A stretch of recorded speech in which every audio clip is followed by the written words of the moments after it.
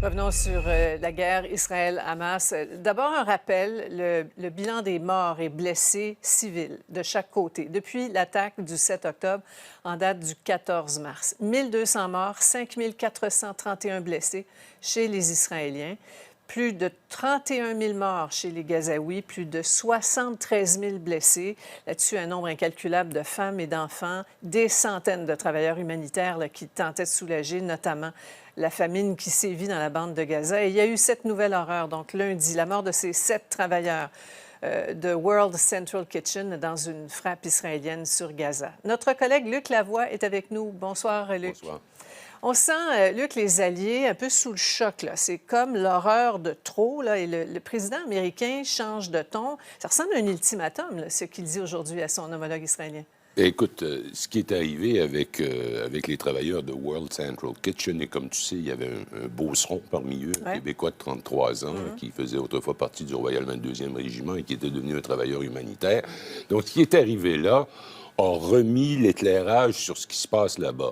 Parce que ça fait quand même un bon bout de temps que tout le monde dit il faut que ça arrête. Tu as donné des chiffres tout à l'heure, Sophie.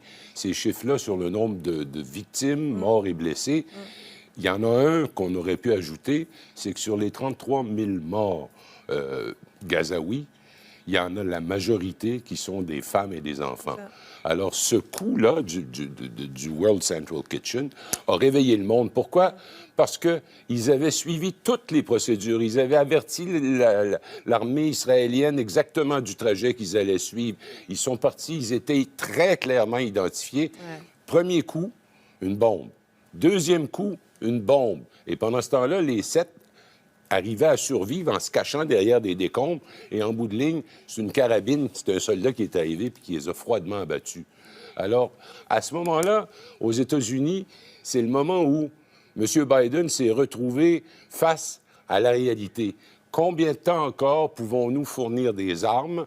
Pouvons-nous fournir des munitions? Pouvons-nous appuyer ouvertement l'État d'Israël dans ce conflit-là?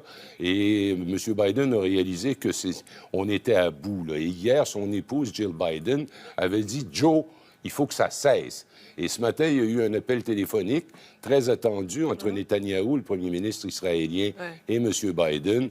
Et c'est lors de cet appel téléphonique que M. Biden a dit « Si vous ne cessez pas, et là, je vais prendre exactement les mots, si vous ne prenez pas des mesures spécifiques, concrètes et mesurables face à la population gazaoui et aux civils innocents qui sont là, nous allons retirer notre aide. » Il n'a pas dit retirer notre aide. Nous allons changer de politique. Et il a été plus loin. Suivre, Luc, par exemple. Comment l'allié américain va sévir là, si c'est un non et un refus catégorique? Bien, écoute, au même moment ou presque quelques jours avant cette bavure invraisemblable, quelques jours auparavant, les Américains envoyaient en Israël des milliers de bombes du type de celle qui a été utilisée contre les travailleurs humanitaires. Ils sont le plus grand fournisseur d'armes. Pardon? Ils sont le plus grand fournisseur d'armes à Israël. Tout à fait. C'est un grand fournisseur d'armes. C'est aussi un grand défenseur de l'État d'Israël. Et c'est la première fois, vraiment, enfin, depuis la création de l'État d'Israël, que les Américains prennent une position aussi dure. Vous arrêtez, ou alors il va y avoir des conséquences. Tu as dit ultimatum, c'est le bon mot. Et tu disais, Luc, bon, un beauceron, on le sait, est mort dans l'attaque de lundi. Et là, on a vu Justin Trudeau qui a rabroué le premier ministre israélien en disant non, la mort de travailleurs humanitaires, c'est pas quelque chose qui s'inscrit dans le cours normal d'une guerre. Il veut une enquête. Est-ce que cet événement-là peut ou doit changer la position canadienne? La position canadienne a graduellement évolué. La position canadienne n'est pas du tout alignée avec celle des États-Unis. Néanmoins, j'ai trouvé M. Trudeau très courageux ce matin de dire « Je ne crois pas la version de Netanyahou. Ceci n'est plus acceptable. Ça doit prendre fin. Un monde civilisé ne peut pas continuellement tolérer ce genre de choses. » Voilà. Et pendant ce temps-là, Netanyahou qui a de la pression à l'interne comme c'est pas possible. Il y a des manifs sans arrêt. Là. À tous les dimanches. Et là, c'est rendu tous les jours. Pendant un bon bout de temps, c'était tous les dimanches. Les gens prenaient la rue, principalement à Tel Aviv, mais maintenant à Jérusalem aussi. Avec des parents des otages aussi là-dedans. Là. Ils veulent sa démission. Ils veulent qu'il y ait des élections précipitées. On sent que les choses vont bouger parce que ça ne peut plus durer.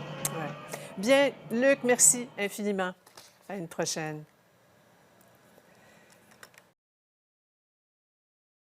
Baby, let me try it.